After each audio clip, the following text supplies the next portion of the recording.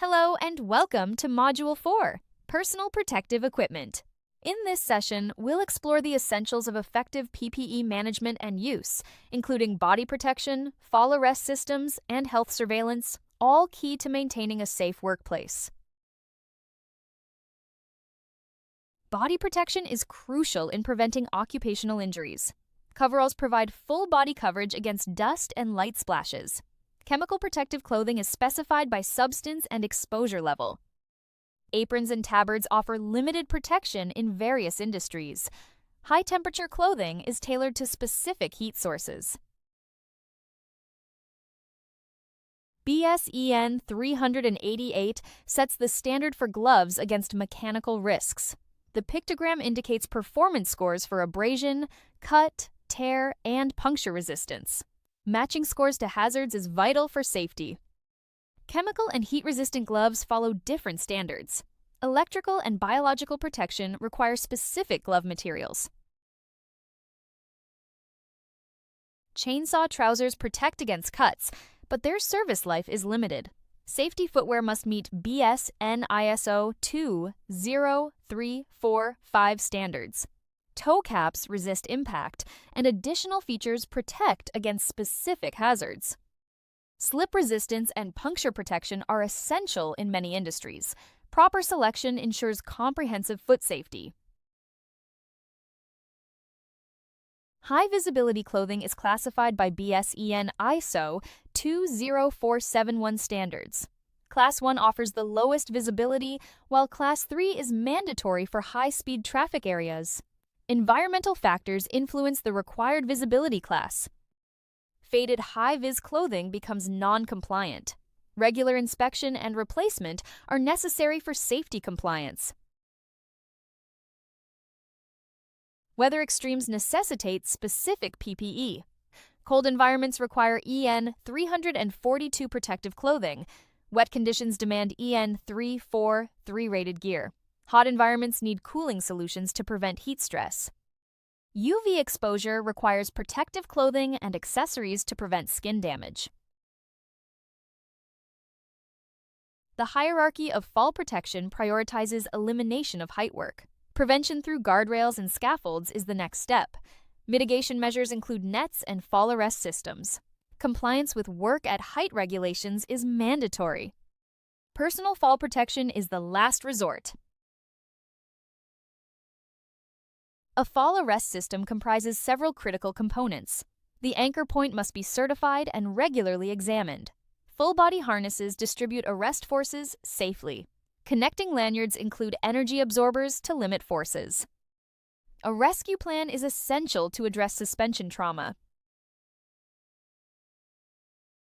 Harnesses distribute forces across the body and must be inspected after each fall.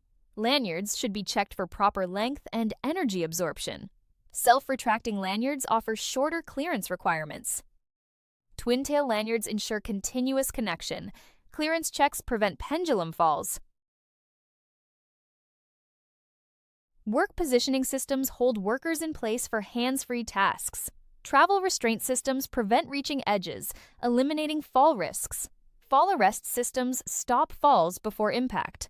Misusing positioning lanyards as fall arrest devices is dangerous.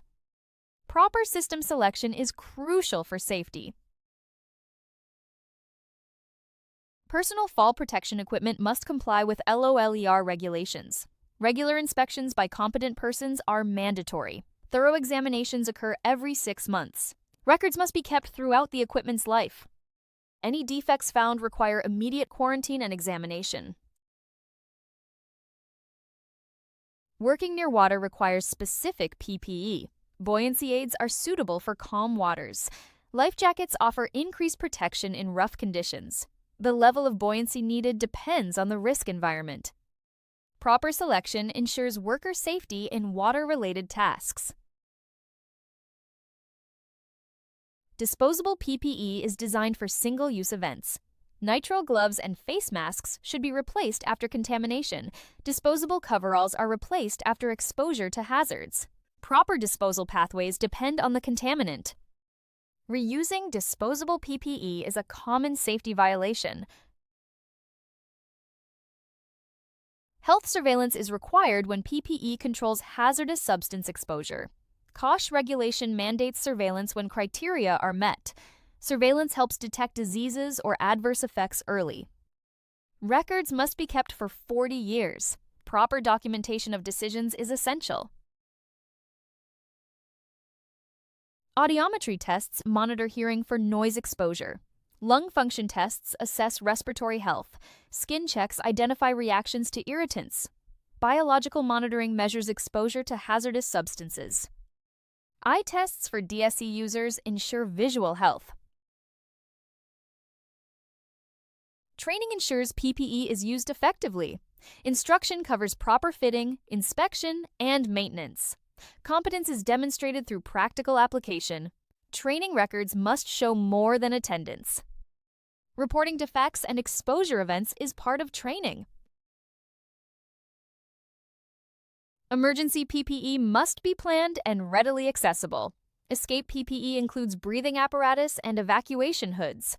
First response PPE is for trained responders only. Decontamination PPE prevents hazard spread. Rescue PPE is pre-deployed and regularly examined. Understanding PPE standards and matching them to hazards is crucial. Safety footwear requirements vary by industry and risk. High visibility clothing must meet specific visibility needs. Fall protection hierarchy prioritizes prevention and mitigation. Health surveillance and training ensure ongoing safety. Refer to HSE and BSEN standards for detailed PPE guidelines. Work at height and LOLA regulations are essential for compliance. COSH regulations guide health surveillance practices. Further reading enhances understanding of PPE management. Continuous learning supports safety improvements. With this knowledge, you are equipped to ensure workplace safety.